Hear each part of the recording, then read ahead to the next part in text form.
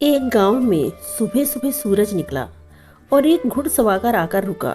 गांव के बाहर गांव के द्वार पर बैठे हुए एक बूढ़े आदमी से उसने पूछा कि मैं आपसे एक बात जानना चाहता हूँ। इस गांव के लोग कैसे हैं?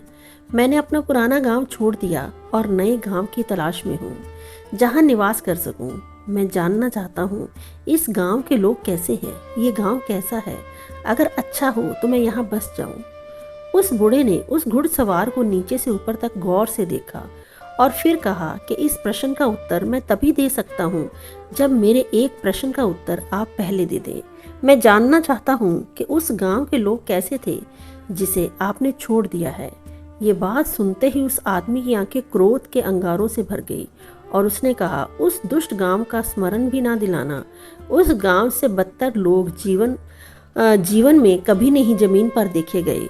उन्हीं दुष्टों के कारण मुझे वह गांव छोड़ना पड़ा है और ये आशा और प्रार्थना लेकर गांव छोड़ा है कि जिस दिन मेरे हाथ में शक्ति होगी उन्हें बताऊंगा कि मेरे साथ जो दुर्व्यवहार किया है उसका फल उन्हें निश्चित चखाना है। उस बूढ़े आदमी ने कहा, फिर क्षमा करें, मैं आपसे कहता हूँ कि मैं 70 वर्षों से इस गांव में रह रहा हूँ। इस गांव के लोग उस गांव से भी बुरे हैं। आप कोई और गांव खोज लें, इस गांव के लोग अच्छे नहीं हैं। वह घुड़सवार जा भी नहीं पाया था कि पीछे से एक बैलगाड़ी आकर रुकी और उसमें सवार आदमी ने पूछा, बाबा क्या मैं पूछ सकता हूँ इस गांव के लोग कैसे हैं? मैंने अपना गांव छोड़ दिया है। उस बूढ़े ने कहा, बड़े आश्चर्य और बड़े संयोग की बात है। अभी मैं इसका उत्तर दिया ही हूँ, लेकिन फिर मुझे पूछना पड़ेगा, तुम्हारे गांव के लोग कैसे थे जिसे तुमने छोड़ दिया था? उस बैलगाड़ी के सवार की आंखें खुशी के आंसुओं से भर गई और उसने कहा, उनकी स्मृति भी मुझे आनंद से भर देती है। उतने प्यारे लोग शायद पृथ्वी के किसी गांव में खोजने से भी ना मिलेंगे। दुर्भाग्य मेरा कि किसी मुसीबत में मुझे वह गांव छोड़ना पड़ रहा है और ये भी आशा लेकर गांव छोड़ा हूँ कि जब भी सौभाग्य होगा तब वापस उसी गांव में जाकर बस जाऊंगा।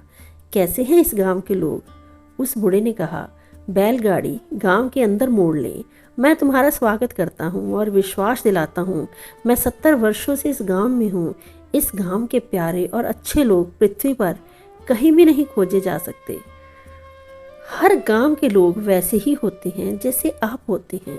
गांव के लोग आपके ऊपर निर्भर करते हैं कि आप कैसे हैं। गांव स्वर्ग हो जाता है अगर आपके भीतर प्रेम है।